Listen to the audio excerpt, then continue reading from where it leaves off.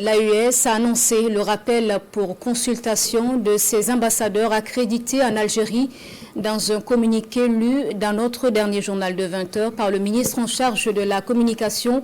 Le collège des chefs d'État de l'AES explique qu'un drone du Mali a été détruit suite à un acte d'hostilité du régime algérien.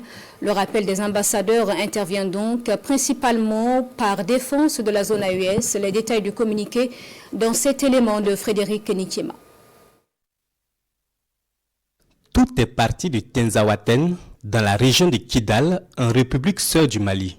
Dans la nuit du 31 mars au 1er avril 2025, un drone des forces armées et de sécurité de l'État malien immatriculé TZ98D a été détruit par le régime algérien, l'empêchant ainsi de neutraliser un groupe de terroristes.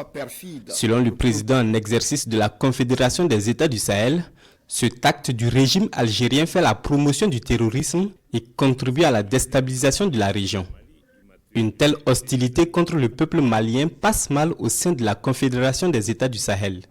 Il s'agit là d'une violation du droit international et surtout d'une agression visant tous les États membres selon le collège des chefs d'État de l'espace confédéral. Cet incident est d'autant plus grave qu'il ressort des conclusions de l'enquête que la destruction du drone a empêché la neutralisation d'un groupe terroriste qui planifiait des actes terroristes contre l'AES.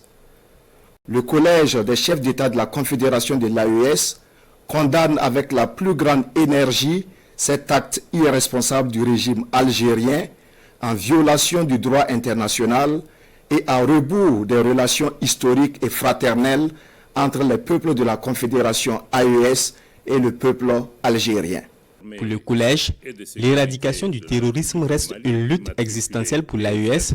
C'est pourquoi il exige du pouvoir d'Alger une posture qui promeut la paix et la sécurité dans la région. Tout en condamnant cette inimitié du peuple algérien vis-à-vis des États du Sahel, le collège des chefs d'État de la Confédération AES décide du rappel pour consultation l'ensemble de ses ambassadeurs accrédités en Algérie. En attendant, le général d'armée Assimi Goïta, président en exercice de la Confédération des États du Sahel, rassure l'ensemble des populations. Les forces de défense et de sécurité restent pleinement engagées et déterminées pour la défense du territoire commun.